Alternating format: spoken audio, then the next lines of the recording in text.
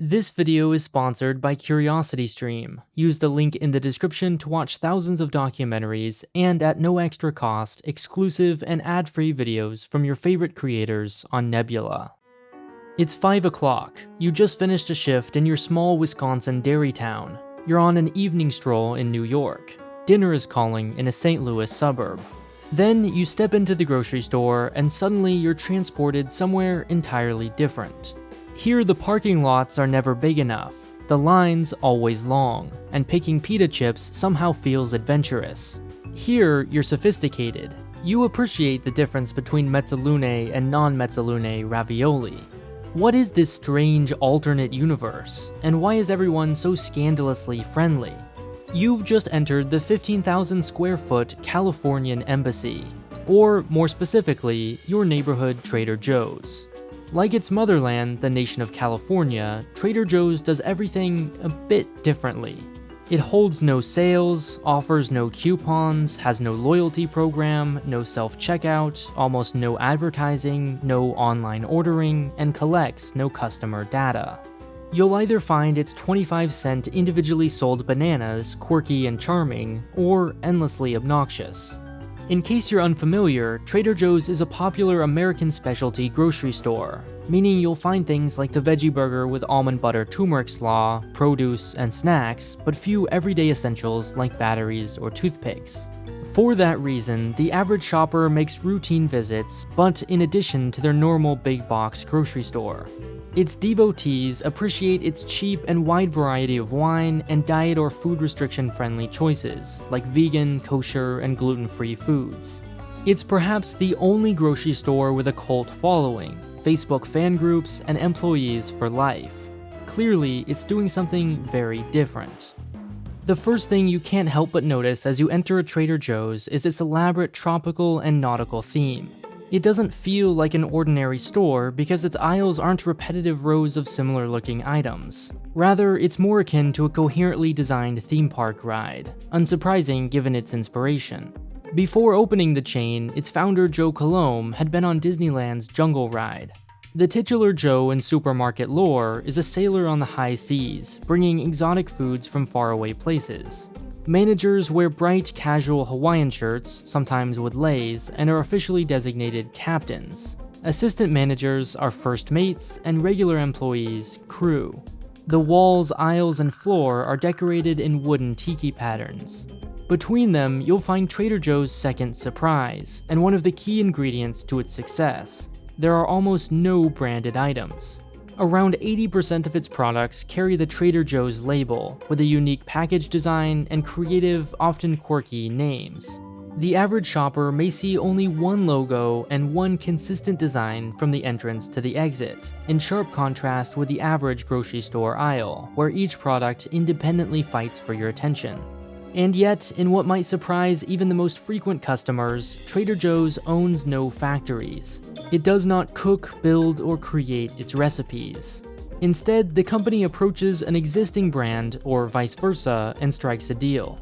Trader Joe's gets to put its name on high-quality, well-liked, and pre-tested foods. The manufacturer, meanwhile, gets a new source of income from a customer who will buy regularly, in large quantities, and pay on delivery, rather than charging slotting fees like most grocers. Both agree to secrecy, legally obligating one another never to admit to the arrangement. There are, however, some clever ways around this. When the American Food and Drug Administration recalls a product, its manufacturers often release public lists of all the stores and labels under which it's sold. The blog Eater has used Freedom of Information Act requests to obtain these lists and figure out many of Trader Joe's suppliers. While some of its products are genuinely exclusive, many are very slight modifications, different proportions, or even exact recreations of products available elsewhere, meaning, awkwardly, you can compare prices directly. Its white cheddar macaroni, for example, was discovered to be identical to Annie's branded version, but at Trader Joe's, 50% cheaper. Its veggie sticks are, except for a few ingredients, the same as Good Health Natural Foods, despite being less than half the cost. It also sells products suspiciously similar to Wonderful Pistachios, Naked Juice, Frito-Lay chips, and Stouffer's animal crackers. This private label strategy, as it's known, is not unique. Whole Foods has a similar brand called 365, and Costco has its Kirkland signature. Trader Joe's, though, has selected products and positioned them well enough that shoppers see its brand as Trader Joe's. In other words, customers feel they're shopping at a premium retailer like Whole Foods, while getting generic brand prices, the best of both worlds. The downside of this strategy is that products and relationships come and go. Because each store sells only about 4,000 unique products compared to the average grocery store's 40,000, it meticulously manages inventory. Being a customer means constantly being disappointed as your favorite items are discontinued or go out of season.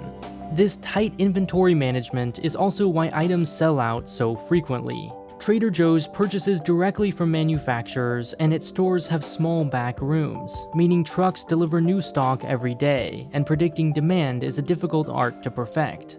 The company began private labeling back in 1972, 5 years after opening the first store in Pasadena, California, which is still open today.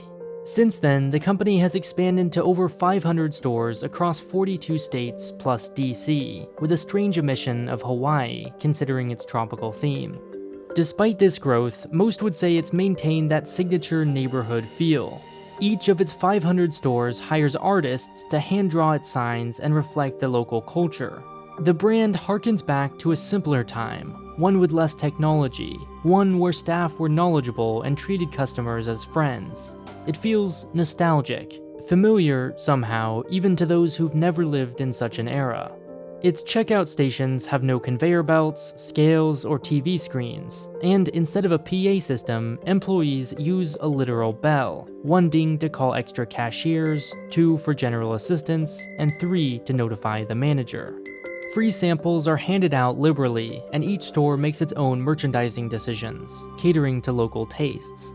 Perhaps most important, though, are its staff.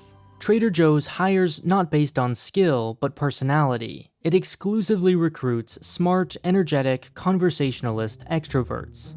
Here, the customer is always right. Some have reported successfully returning dead plants or empty packaging without a receipt. The crew gladly helps carry groceries to cars and are expressly told to drop everything when approached by a customer for any reason. They will always lead you to a product, not just tell you which aisle it's on. In fact, to encourage these interactions, staff are told to stock products throughout the day, where they will be in close contact with customers, rather than before or after the opening hours. And because these tasks are both physically and socially draining, workers frequently rotate between them. The job of greeting customers at the door, the helmsman in Joe's parlance, is assigned for no more than 1 hour at a time, and working the register at most 2 hours. Together, all these quirks place Trader Joe's firmly in an unofficial family of oddly similar West Coast at heart brands with personality, along with companies like In-N-Out and Costco. All three have a borderline cult following, truly low prices, a reflective top-down management style, and treat employees not as expendable objects, but assets to be nurtured.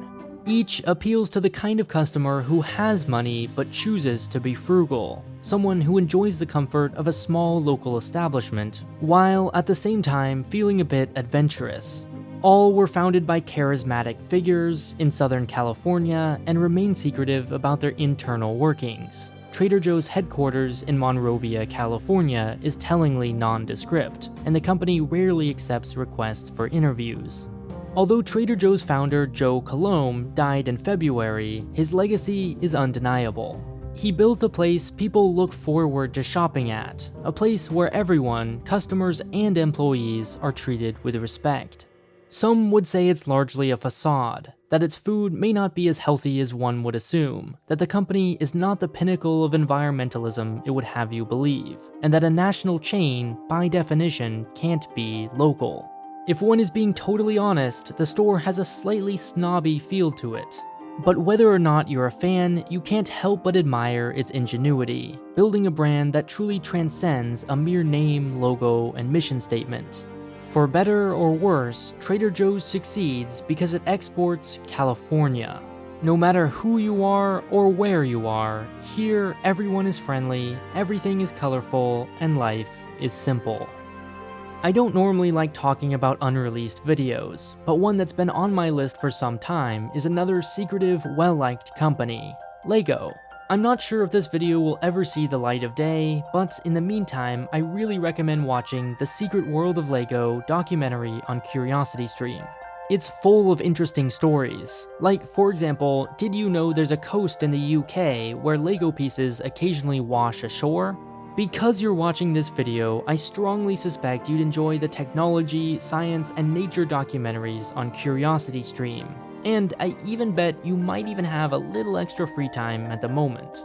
To help get your mind off everything that's going on, right now you can get an entire year's subscription for just $12.